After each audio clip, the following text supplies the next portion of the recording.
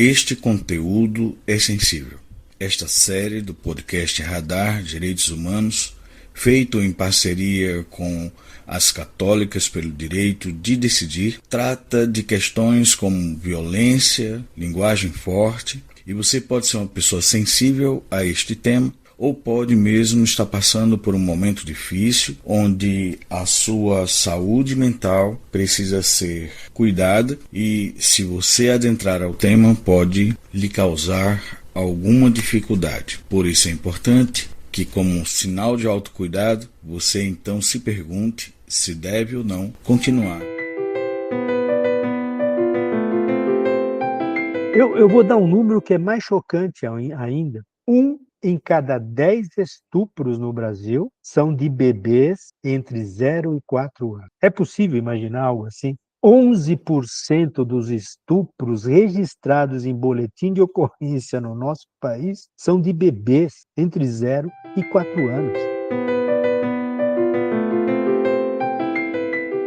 Eu falo, olha, um dado muito fácil de vocês encontrar é de gestações de meninas que dão à luz por parto ou cesárea por ano no SUS. No ano de 2021, 17.500 meninas com menos de 10 a 14 anos deram à luz no SUS naquele ano.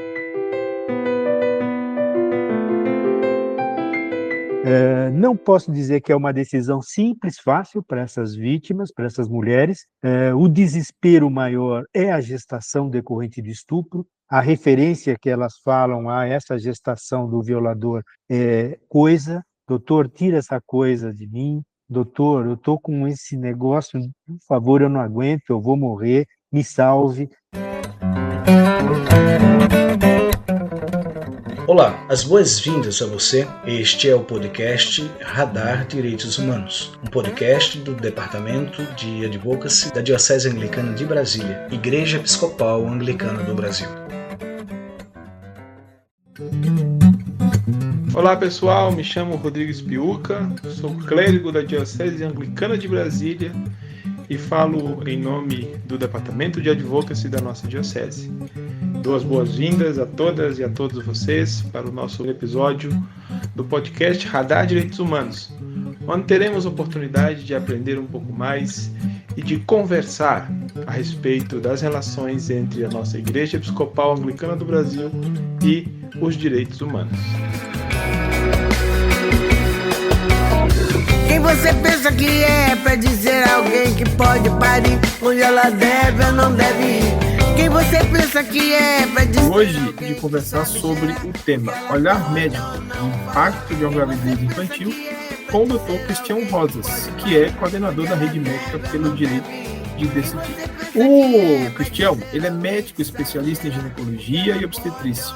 Ele é também fundador e membro do Board Diretivo de Global Doctor for Choice, em Nova York, e coordenador da Rede Médica pelo Direito de Decidir aqui no Brasil.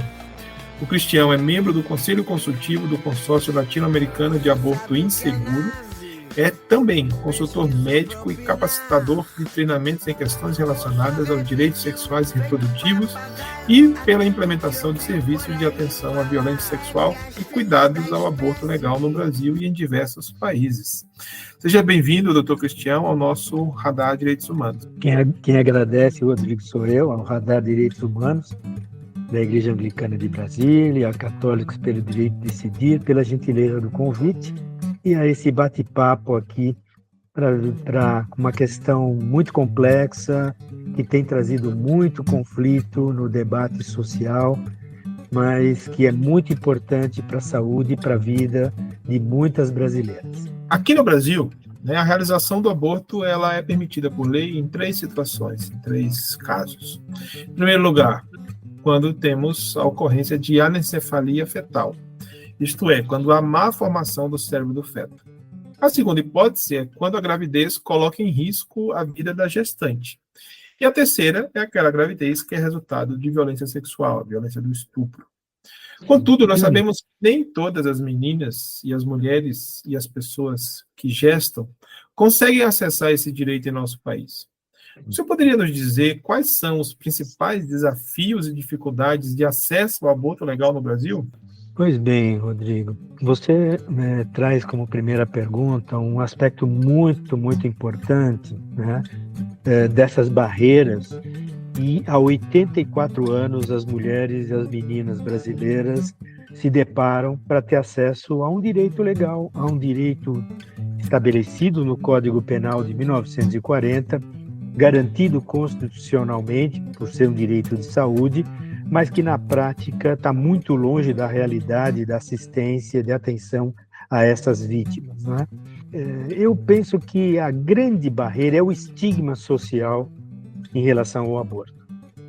E esse estigma ele decorre de uma questão que é a criminalização do aborto, né? Não quero dizer que o estigma seria totalmente amainado ou diminuído 100% com a descriminalização do aborto, mas manter o aborto como crime, como algo moralmente recriminado na sociedade, mantém, né, essa onda de negativismo e de barreiras. E eu elencaria entre as principais as barreiras de informação, o desconhecimento das próprias pessoas, das próprias mulheres brasileiras em relação aos seus direitos de saúde, ao seu direito de interromper uma gravidez legal e segura, né?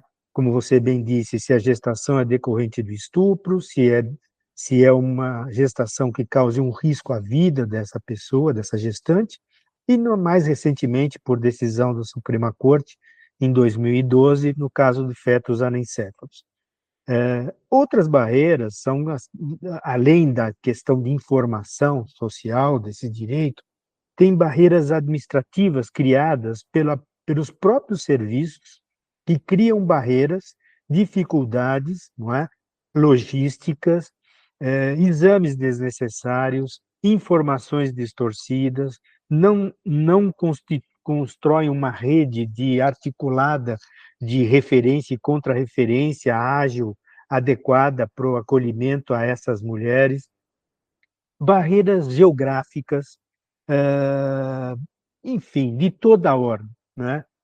Para você ter uma ideia, apenas num estudo de 2019 da professora Marina Jacob, ela mostrou que apenas 3,6% dos municípios brasileiros, ou seja, menos de 200 cidades, dentro das 5.500 municípios do Brasil, haviam realizado pelo menos um aborto legal no Brasil no ano de 2019.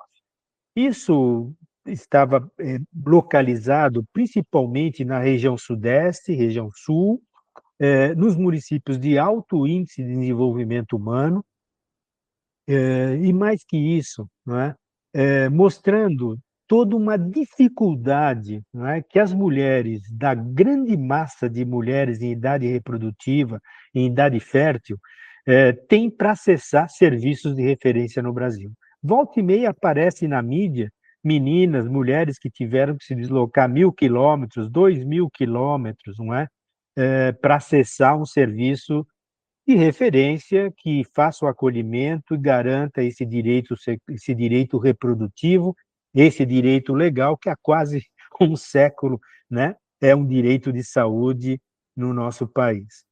Então, as barreiras elas vão da esfera também educacional, da esfera de toda uma questão de vulnerabilidades sociais, não é? Onde as mulheres de nível socioeconômico mais instruídas, com nível educacional mais alto, mais rapidamente conseguem, né, buscar essas portas acolhedoras que lhe garantam esse acesso. Infelizmente, não é a realidade para a grande massa de mulheres vulneráveis, as mulheres periféricas, as negras, as indígenas, em especial as meninas.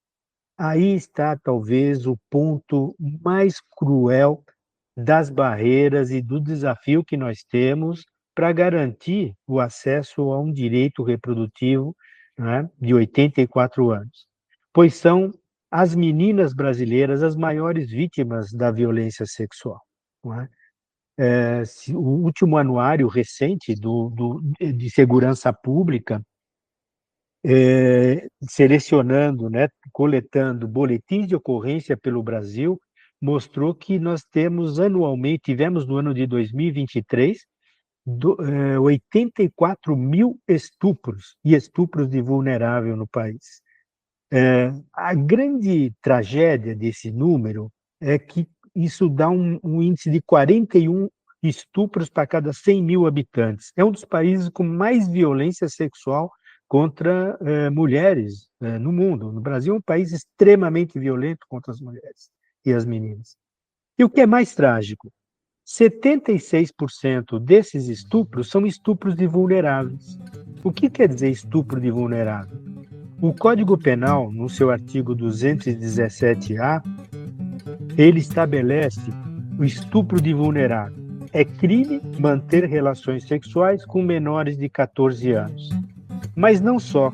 Tem uns incisos que diz que também é vulnerável aqueles que, por qualquer motivo, não possam oferecer resistência, por exemplo, deficientes mentais, por exemplo, mulheres que estão sob efeito de álcool, foram drogadas, esse golpe que é conhecido pela mídia como Boa Noite Cinderela, onde o violador joga uma droga, né, hipnótica na bebida das mulheres, das meninas, e ela entra num estado de torpor, num estado de inconsciência, não é? Num sono profundo. Esse violador a leva para um outro lugar, a viola, e quando ela acorda, ela se vê, né, numa situação de ter sido estuprada sem o seu consentimento, sequer sem a sua consciência da ocorrência. Isso cada vez mais frequente.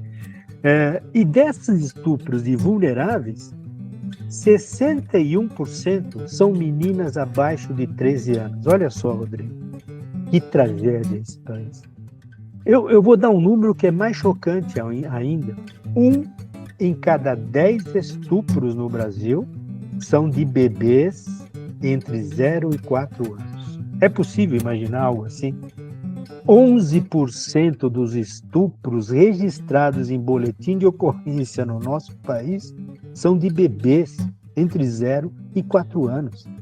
E isso não foi, vamos dizer assim, urgência para o parlamento brasileiro instituir políticas públicas para a reversão desse quadro dramático, trágico, não é? Então, assim, a situação dos desafios são brutais, são enormes, e eu só vejo uma solução: é o debate social, é o esclarecimento com dados corretos, mostrando a gravidade dessa situação, a vergonha que são esses números, e a tragédia que é para a vida dessas crianças que são submetidas a um estupro, primeira violência, a gravidez decorrente do estupro, segunda violência. Não encontro nos seus municípios, no seu estado, um serviço de referência de acolhimento e que possa lhe fazer o tratamento da qual ela tem direito. Terceira violência.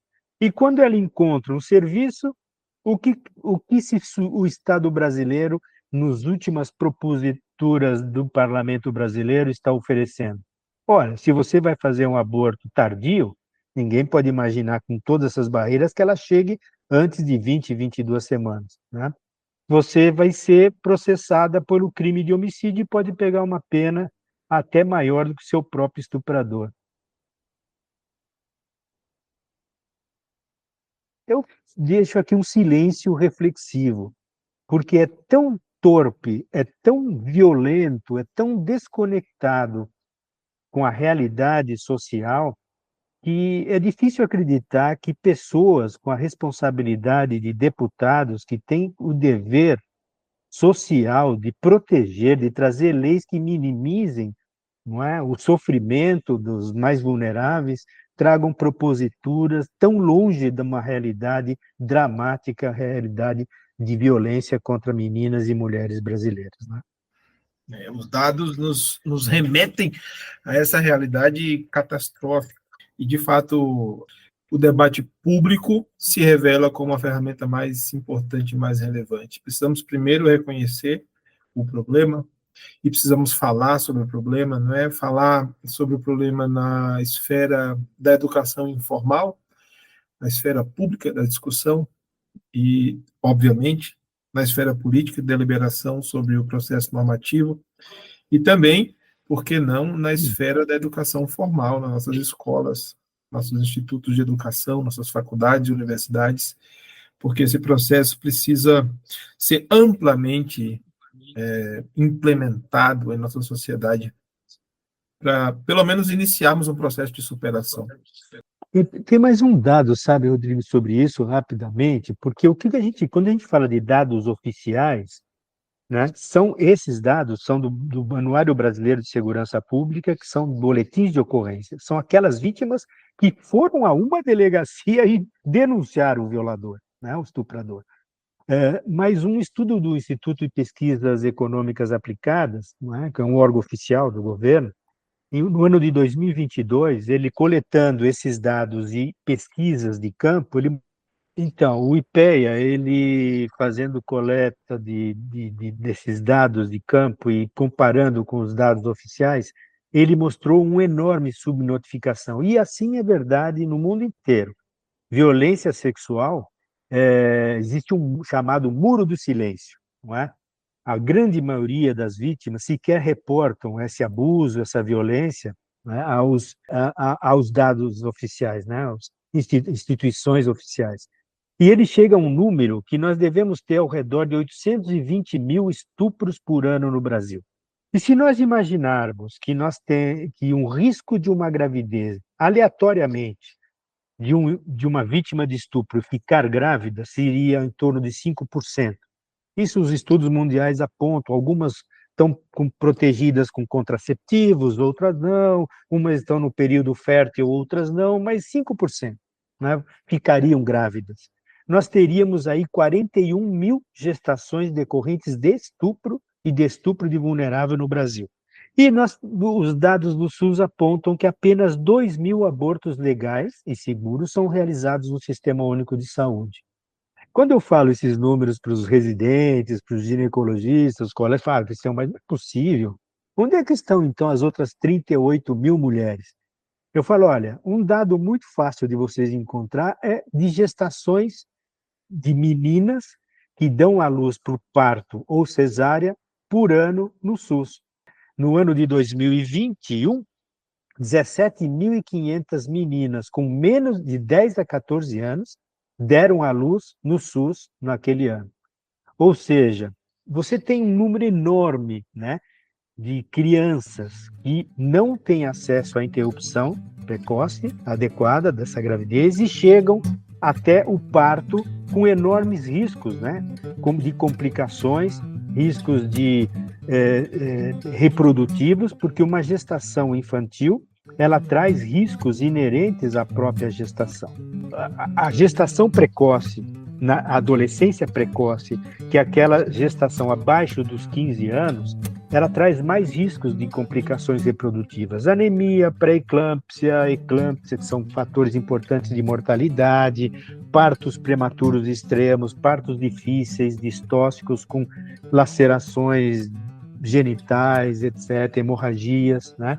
E isso eleva a um risco maior de morrer durante a gestação nesse grupo de gestantes infantis, não é? Quando comparado às meninas abaixo de 14 anos, elas têm 5 vezes mais risco de morte durante uma gravidez do que aquelas moças com mais de 20 a 24 anos quando grávidas, né? Mostrando a grande vulnerabilidade reprodutiva, pouca maturidade, né, biológica, reprodutiva, cognitiva para essa menina gestar. Não é o momento dela, dessa gravidez. E elas não encontram, né, a guarida, acesso, e acabam se colocando em risco de vida, muitas vezes, né, por não ter acesso a essa interrupção mais precoce, que seria o ideal, né, para essa vítima. Para que nossa audiência possa ter acesso a uma informação de qualidade sobre o processo do aborto legal, o senhor consegue nos dizer quais são os procedimentos prévios à apuração da necessidade? Ou seja, desde a identificação da violência do estupro, a denúncia ao conselho tutelar, e as ações da rede de proteção, quando são atuantes, quando de fato conseguem cumprir o seu papel, né, após a identificação e confirmação da condição de uma criança grávida, mas também não só de uma criança, mas de toda mulher ou pessoa que gesta e que tenha sido estuprada. Considerando o exercício do direito e a garantia do aborto legal, se todos os procedimentos fossem adotados dentro dos protocolos previstos, qual seria uma estimativa de tempo hábil para que o processo se inicie e seja concluído com a realização do aborto legal? Quanto tempo, né, tudo seria resolvido? Pergunta muito importante, porque o que nós temos visto aí na mídia são distorções absurdas, né, de um processo que poderia ser e é muito ágil. O Código Penal brasileiro, ele estabelece que para o aborto legal de uma vítima, gestante grávida, vítima de um estupro, é o consentimento dela. E se ela for incapaz, ou seja, menor de 18 anos, menor de idade, ou por algum motivo não possa responder, o seu responsável legal assina, né, a autorização para a interrupção da gravidez. Então, do ponto de vista legal, apenas o consentimento daquela mulher, informando que a gestação é decorrente do estupro, e da menor de idade ou incapaz do seu representante legal. Entretanto, os serviços seguem uma portaria do Ministério da Saúde que estabelece alguns passos. É como se fosse um processo médico-legal dentro do serviço de assistência à saúde, né? Onde existe um termo circunstanciado, é um relatório circunstanciado da ocorrência, onde a própria mulher preenche, né, um relatório dizendo que era data tal, em tal hora, fui vítima de violência sexual, etc., com as características do violador, se tinha testemunha ou não tinha testemunha, né? Esse documento da própria vítima é assinado por duas testemunhas, dos profissionais que estão ouvindo o relato dela, então o médico e a psicóloga e a enfermeira. Depois tem um relatório médico, que é um documento onde o médico examinador daquela mulher que está referindo que a gestação é decorrente de um estupro, ele confirma, olha, confirmo, atesto que a idade, o tempo gestacional da gravidez é compatível com a data alegada do estupro, não é? Então, ela alegou uma data, existe uma idade gestacional, que é calculada pelo ultrassom e pela data da última menstruação, pelo exame clínico, ele confirma a compatibilidade. O terceiro documento, que faz parte do prontuário médico, é um termo de responsabilidade da própria vítima, onde ela assina dizendo que eu, fulana de tal, declaro que fui informada que qualquer informação falsa dada por mim, que posteriormente vier a ser confirmada, poderei responder pelo crime de aborto ou pelo crime de falsidade ideológica. O quarto documento é uma ata de uma reunião realizada pelos profissionais de saúde que fizeram o acolhimento e o atendimento. Então, tem o relatório da enfermeira, da psicóloga, da assistente social, do médico, não é? E aí, numa reunião, todos confirmam que a história da mulher é compatível com o relato, não há indícios de falso testemunho e de que a idade gestacional é compatível conforme o relatório do médico que examinou. E, por último, é um termo de consentimento informado, onde essa mulher vítima que está solicitando o aborto autoriza, né, a interrupção, e ela é informada dos riscos do procedimento, de como vai ser feito esse procedimento, os desconfortos que ela poderá sentir. Então, são 5 documentos sequenciais, mas que são muito agilmente colhidos, pois desde o momento que ela entra no hospital, faz o primeiro atendimento com o médico, faz os exames passa pela enfermeira, basicamente é no mesmo dia ou no dia seguinte, 2, 3 dias, 4 dias, esse processo está totalmente concluído, né? Eu diria que entre 3 e 5 dias é um tempo razoável para você fazer todo esse termo e o consentimento e o procedimento da interrupção legal da gravidez. Mais do que uma semana, eu já acho que é exagerar no tempo né, da agilidade que é totalmente possível num serviço de saúde fazer todo esse processo. Evidentemente que é muito importante essa atenção psicológica dessa mulher. Então, as psicólogas têm toda uma estratégia e vamos dizer, uma metodologia científica de avaliação para ter certeza de que aquela mulher tem plena certeza de que aquele processo que ela quer, né, que ela está convencida de que é o melhor para ela, etc., etc., né? Para que o consentimento de toda a equipe fique tranquila com relação à plena decisão da mulher. E é uma decisão que é completamente sem juízo de valor, sem sugestão nenhuma da equipe, e nem pode ser, né? E é garantindo, né, essa liberdade dessa mulher até de desistir no momento imediatamente pré-procedimento, né? Isso é muito importante porque o que se quer é plena certeza, né, do melhor, do benefício que a equipe está fazendo em termos de saúde para aquela mulher. Não posso dizer que é uma decisão simples, fácil para essas vítimas, para essas mulheres. O desespero maior é a gestação decorrente de estupro. A referência que elas falam a essa gestação do violador é coisa. Doutor, tira essa coisa de mim. Doutor, eu estou com esse negócio, por favor, eu não aguento, eu vou morrer, me salve. São esses sentimentos trazidos por essas mulheres solicitando, né, no momento de desespero, onde ela não encontra mais saída, com relação àquela gestação que ela não reconhece como sua, reconhece como algo forçado, imposto, cruel, torturante, e que ela não suporta do ponto de vista psicológico e físico, né?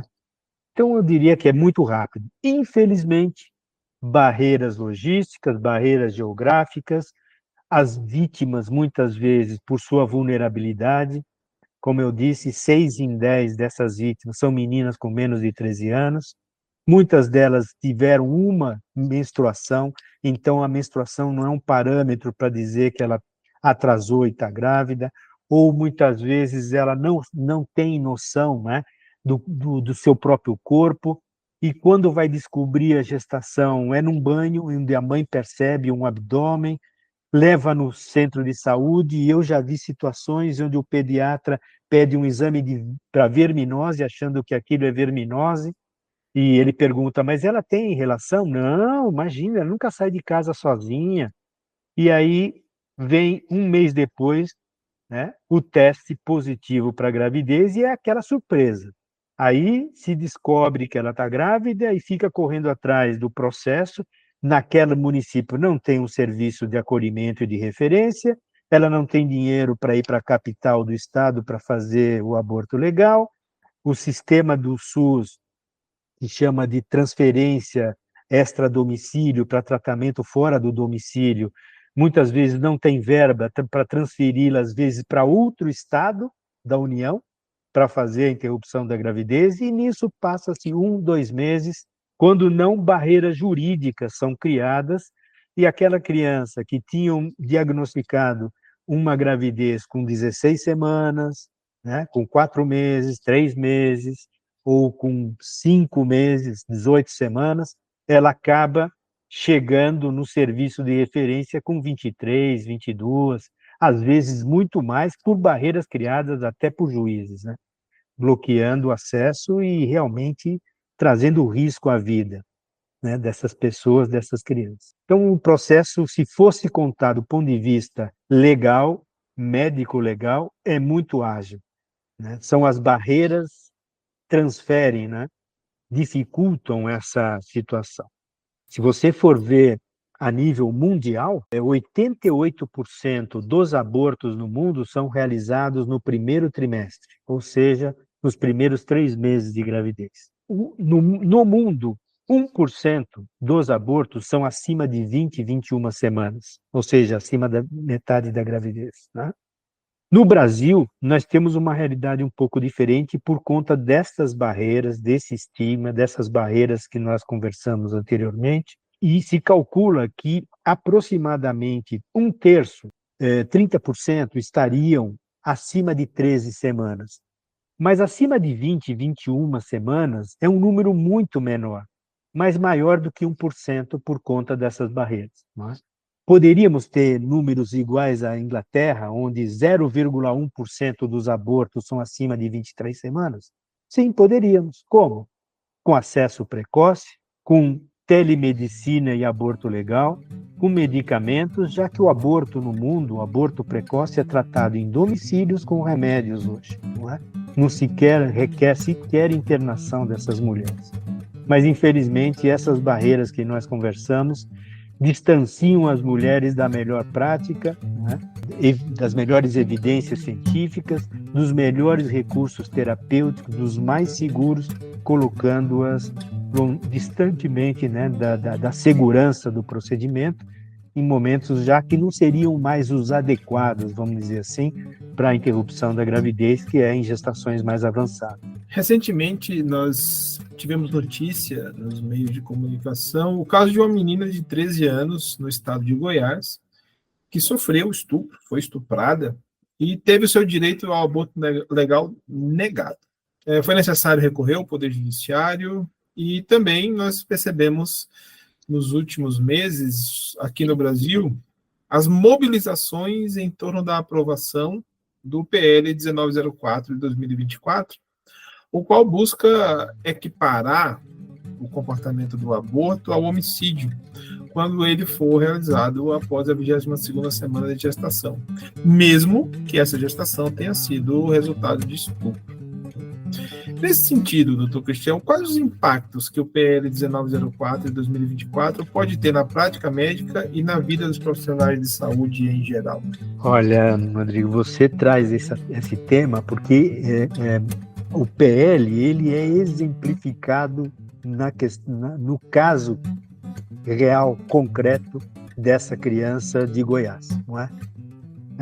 Aliás, semanalmente, em alguma capital, em alguma cidade, em algum jornal brasileiro, tem saído. Nós lembramos da menina do Espírito Santo, de 10 anos, que acabou indo para Recife, a menina de Santa Catarina, com 20 semanas, que acabou interrompendo com 29, a menina lá do Piauí, do Amazonas, enfim. Agora estamos falando essa semana do caso da criança de Goiás. Mas todos têm algo em comum: barreiras institucionais, ilegais, inconstitucionais, criadas para dificultar o acesso em momento mais oportuno de um direito reprodutivo, como nós dissemos, que tem 84 anos, né, de Código Penal. E o PL, evidentemente, ele traz no seu bojo uma perversidade muito grande. Por quê? Porque ele parte do princípio que o aborto é até 22 semanas, quando esse é um conceito equivocado do aborto. 22 semanas é um limite gestacional no aborto espontâneo, ou seja, aquele aborto natural, que é causado por questões biológicas próprias, inatas da própria mulher, uma malformação, e a grande maioria acaba espontaneamente, sem influência externa, perdendo a gravidez. É aquela mulher que tem uma gestação desejada e por algum motivo começa um sangramento, cólicas e chega no hospital e o médico diz: a senhora está abortando, a senhora abortou, né? Espontaneamente. Aí, assim, até 22 semanas é aborto espontâneo. Nós estamos tratando aqui o tema, e essa é a perversidade do PL, de um conceito médico chamado aborto induzido, porque nós estamos falando de aborto legal. A diferença de aborto induzido e de aborto espontâneo é a intencionalidade. O aborto induzido é a interrupção artificial da gravidez. Não é a perda natural daquela gestação até 22 semanas. É a interrupção artificial da gravidez. É a extração do feto e do embrião de uma gestação em desenvolvimento intencionalmente por meios medicamentosos ou cirúrgicos e que não tem a intenção de resultar num nascido vivo, independentemente da duração da gravidez. Tudo isso que eu acabei de dizer independentemente da duração da gravidez, não tem intenção de resultar no nascido vivo, é intencionalidade, é o conceito de aborto induzido do Código Internacional de Doenças.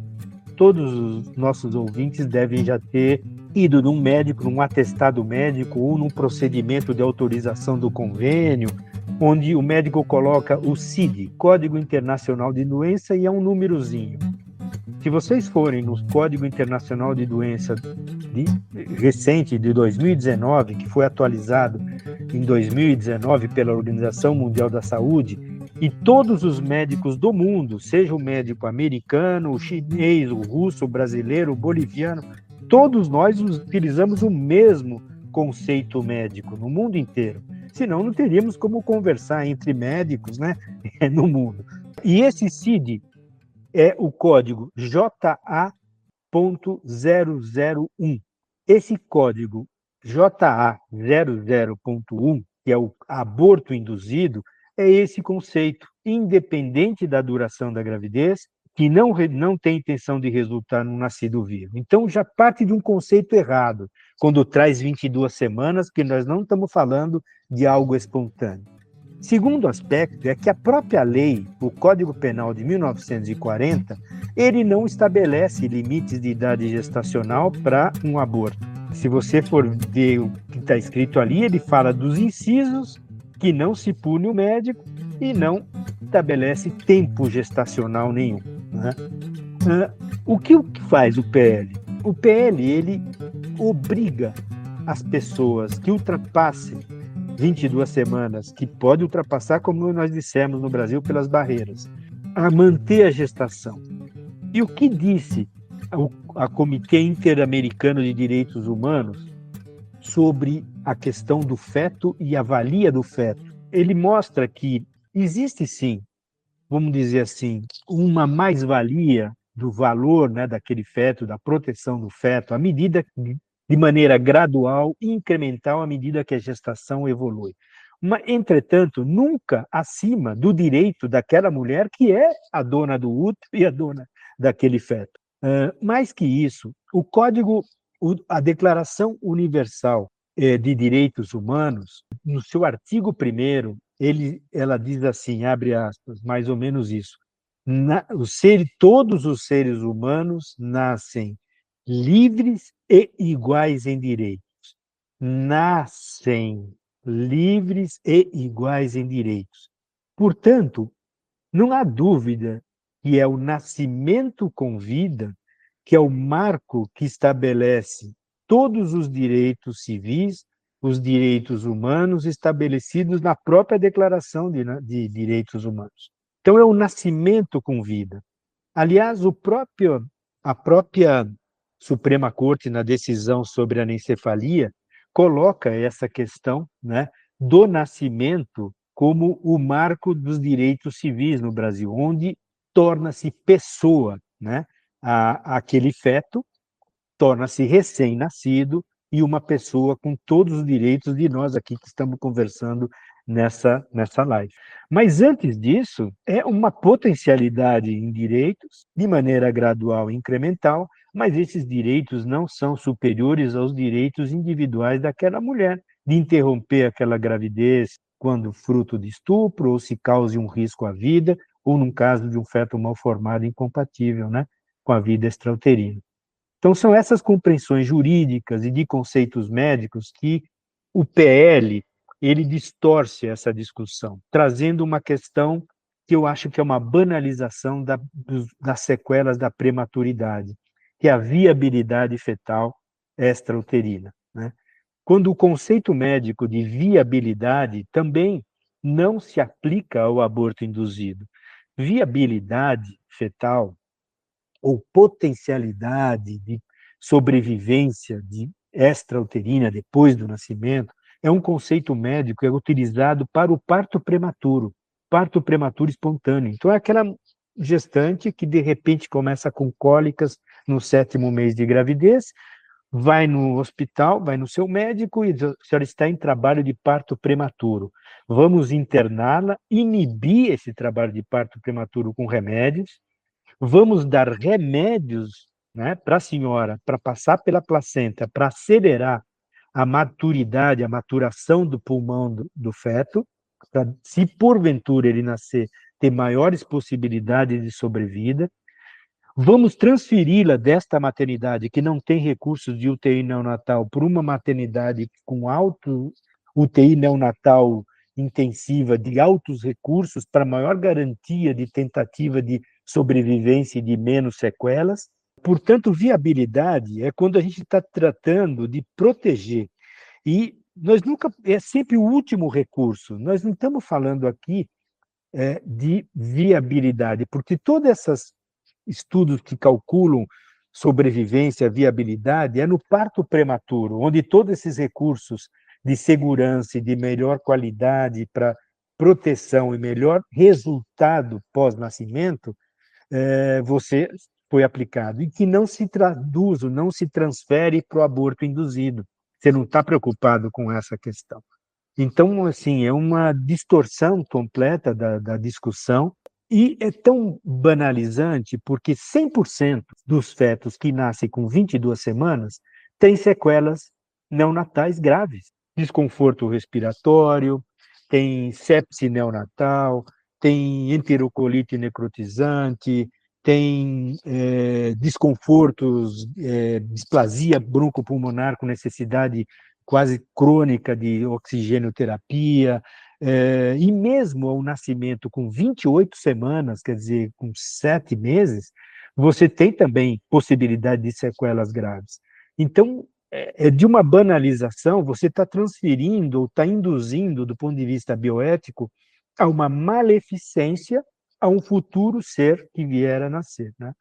Então, assim, é realmente muito séria essa discussão, não pode ser banalizada dessa forma, há muitas variáveis envolvidas, e tem a questão da mulher. Ela que tem que decidir o resultado dessa situação, e ninguém, mesmo no aborto de metade da gravidez, faria algo que não tivesse o consentimento dessa mulher. Aliás, todo o processo de aborto legal é sugerido, é informado, melhor dizendo, a essa vítima que ela pode manter a gravidez, que será garantido um pré-natal de alto risco, com toda a segurança para ela, e que os processos de doação desse feto, após o nascimento, serão realizados antes, para que ela tenha certeza que ela não vai ter contato, e esse feto, depois do recém-nascido, vai ter uma família, vamos dizer assim, né, que possa acolhê-la, né, após a doação.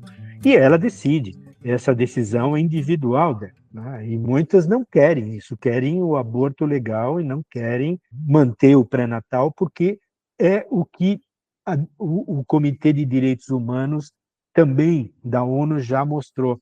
Manter uma mulher grávida forçada de uma gestação decorrente de estupro é tratamento cruel, degradante, é considerado tortura. Então, o que o PL propõe é torturar psiquicamente, psicologicamente essas vítimas e principalmente essas meninas, não é? Este é um programa proposto por um departamento que busca garantia e defesa de direitos humanos ligado a uma igreja. Nesse caso, a Diocese Anglicana de Brasília, da Igreja Episcopal Anglicana do Brasil. Mas nós sabemos que outros segmentos religiosos, e mais particularmente igrejas cristãs, oferecem grande resistência a partir de um discurso moralista. Inclusive, com esse episódio, estamos concluindo uma série de 6 oportunidades de reflexão em torno do tema. Mas eu gostaria de saber, doutor, como é que o senhor se sente na condição de parceiro das católicas e como se sente em relação a esse movimento reacionário religioso e fundamentalista? Eu responderia assim, com muita tranquilidade, que acho que o próprio meu nome não cristão. Eu não tenho como esconder a origem educacional e de religião que eu tive na minha família. Sou de família presbiteriana, protestante presbiteriana, frequentei escola dominical toda a minha infância, adolescência, todos os domingos. Meu avô era presbítero, meu cunhado é presbítero, minha família ainda frequenta igreja. Eu dizer que eu sou um frequentador do templo, não sou mais um frequentador assíduo, mas quando possível o faço com muita segurança, tenho a minha fé a individual, minha percepção de conexão e de visão de mundo, faço a minha oração diária. Então, assim, eu vejo com muita tristeza, porque aqui nós vivemos num país laico, onde a Constituição garante, e essa é a grande riqueza de um Estado laico, garante que cada um faça a sua profissão de fé, sua opinião, sua crença, com toda a liberdade, com toda a legitimidade, e isso precisa ser protegido incansavelmente. Só que a questão do aborto, ela não se resolve no conflito da moral, no conflito das religiões. Infelizmente, o que a gente vê a nível mundial, os países que resolveram essa situação perceberam que esse é um conflito insolúvel se a gente parte para a discussão da moral ou da religião. E como esses estados são laicos, eles perceberam isso, então deve ser decidido dentro da individualidade de cada pessoa. Eu acredito nisso e vou te dizer que como eu acabei mudando muito do que eu pensava como médico, a resistência, a dificuldade que eu tinha com relação à discussão do aborto. Há muitos e muitos anos atrás, num hospital em São Paulo, Hospital de Jabaquara, onde se estabeleceu o primeiro programa público do Brasil de aborto legal, em 1989, uma menina, me coube atender uma criança de 12 anos, acompanhada da avó, estava grávida de 2 violadores, que entraram na casa. A mãe saía para trabalhar e a violaram na frente de seus irmãozinhos. E essa criança me pegou no braço e falou, pedi para conversar sozinho com ela, e ela me falou, doutor, tira essa coisa de mim. Aquilo foi como se fosse um choque para mim, porque nós médicos, a gente vê a maternidade, a maternagem, a escolha do nominho, enfeitar o quarto, toda aquela emoção de acolhimento, de amor. E aquela criança tinha percepção daquele sofrimento e pediu para tirar aquela coisa. E minha filha tinha aproximadamente 12 anos. Eu falei, o que eu falaria para minha filha se ela fosse estuprada por 2 violadores e tivesse grávida aos 12 anos?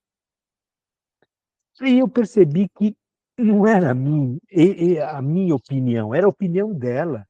Ela tinha um direito legal, um direito constitucional, um direito de saúde, pois aborto é cuidado e saúde. E foi o primeiro aborto legal que eu realizei. Eu penso que é legítimo toda a reflexão religiosa, é uma discussão difícil, bioética. Quando a gente trata ainda de abortos mais avançados, em gestações avançadas, a complexidade aumenta muito mais ainda. Mas, de qualquer maneira, não se resolve. No fim, vai ficar sempre a questão daquela mulher, daquela vítima, daquela percepção.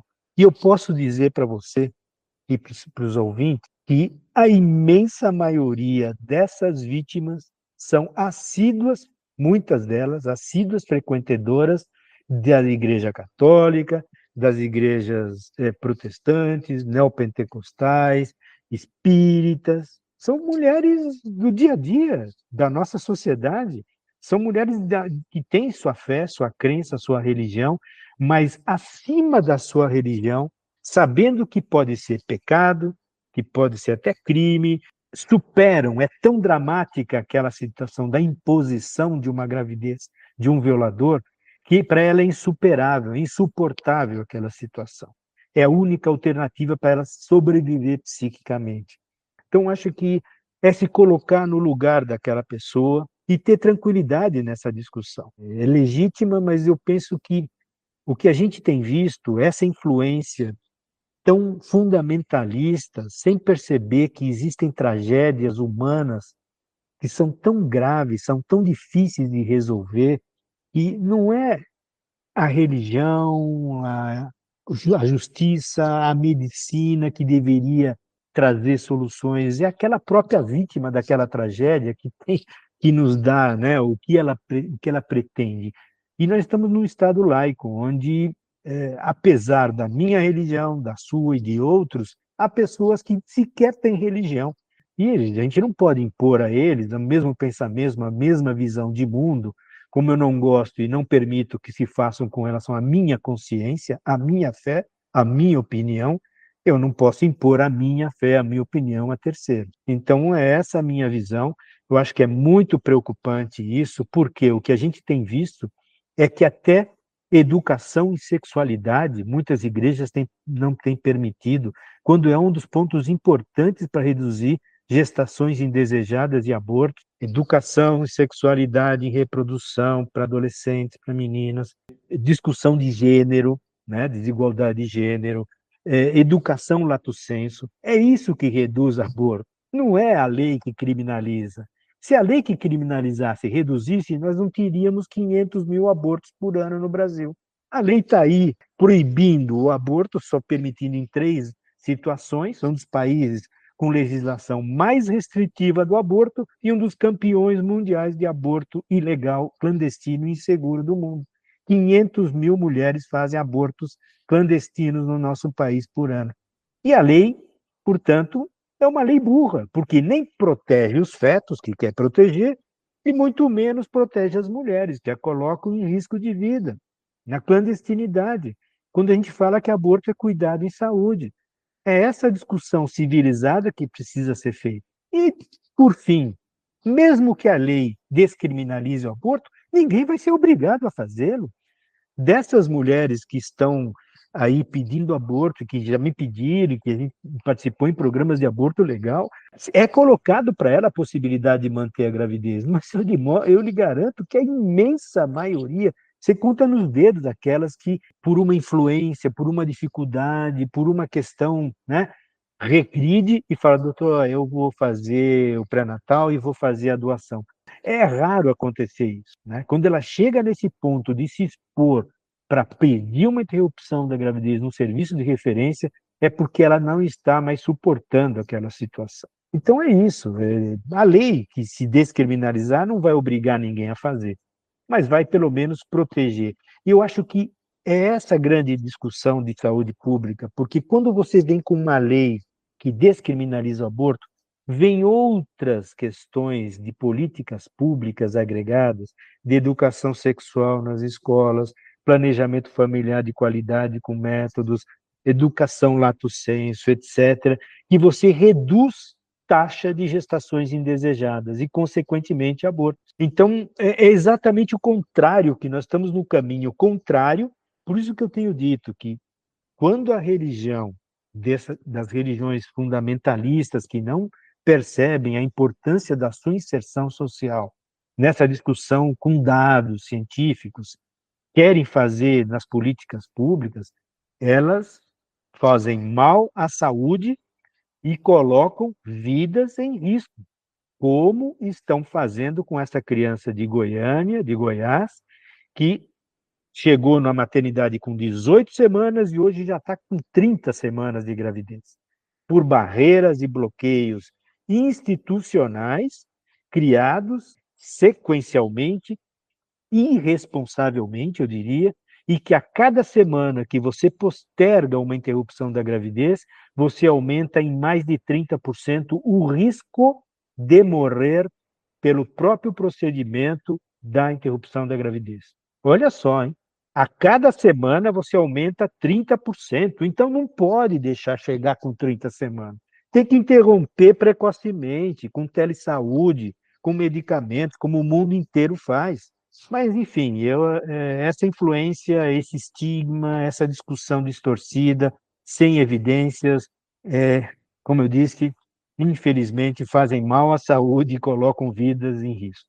Nós temos que discutir, debater, trazer esses dados para mostrar que são tragédias humanas e a gente tem que estar à altura da discussão, num nível de debates que possa solucionar o problema, não trazer mais problemas a uma situação que é trágica para a vida das mulheres e das meninas. Finalmente, nós gostaríamos de agradecer a parceria nessa série sobre o tema direitos sexuais e reprodutivos com a Organização Católicas pelo Direito de Decidir. É uma organização que defende os direitos e compreende a importância de se manter firme na defesa das meninas, mulheres e pessoas que gestam. E agradecemos ao senhor, Dr. Cristian Rosas, por sua disponibilidade e atenção em nossa conversa nesse episódio.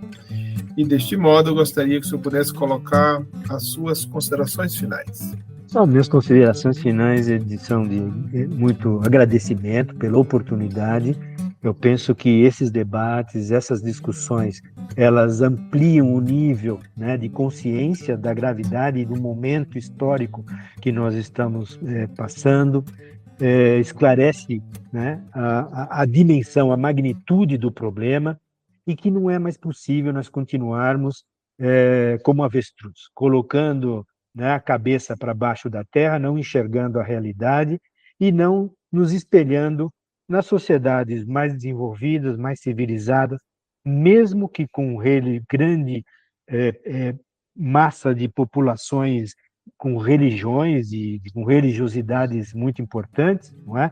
Mas que conseguiram resolver essa questão, minimizando, né, os riscos de vida para as mulheres, garantindo direitos humanos, garantindo os direitos sexuais e os direitos reprodutivos. É preciso um grande envolvimento social das pessoas de bem, e eu sonho um dia em que as religiões compreendam o seu papel fundamental de esclarecer e proteger, principalmente, essas vítimas mais vulneráveis. Obrigado pela oportunidade ao Radar Direitos Humanos, à Igreja Anglicana de Brasília, a Católicos pelo Direito de Decidir, estamos sempre à disposição. Nós que agradecemos. Eu sou o Rodrigo Spilka e você está ouvindo o Radar Direitos Humanos, um podcast produzido pela Diocese Anglicana de Brasília. E hoje eu conversei com o Dr. Cristian Rosas, que é médico especialista em ginecologia e obstetrícia, sobre o tema Olhar Médico, o impacto de uma gravidez infantil.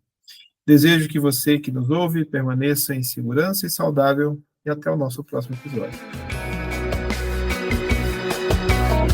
Quem você pensa que é pra dizer alguém que pode parir onde ela deve ou não deve ir? Quem você pensa que é pra dizer alguém que sabe gerar o que ela pode ou não falar? Este foi o podcast Radar Direitos Humanos, da Diocese Anglicana de Brasília, Igreja Episcopal Anglicana do Brasil. Produção e apresentação, Reverendo Rodrigo Spilka. Edição do Reverendo Isaías Torquato e direção-geral do Bispo Maurício Andrade. Se você quiser entrar em contato conosco, você pode nos encontrar pelas mídias sociais, no Spotify, no Google Podcast e no agregador de podcast de sua preferência, e pela hashtag Radar Direitos Humanos. Até o nosso próximo encontro.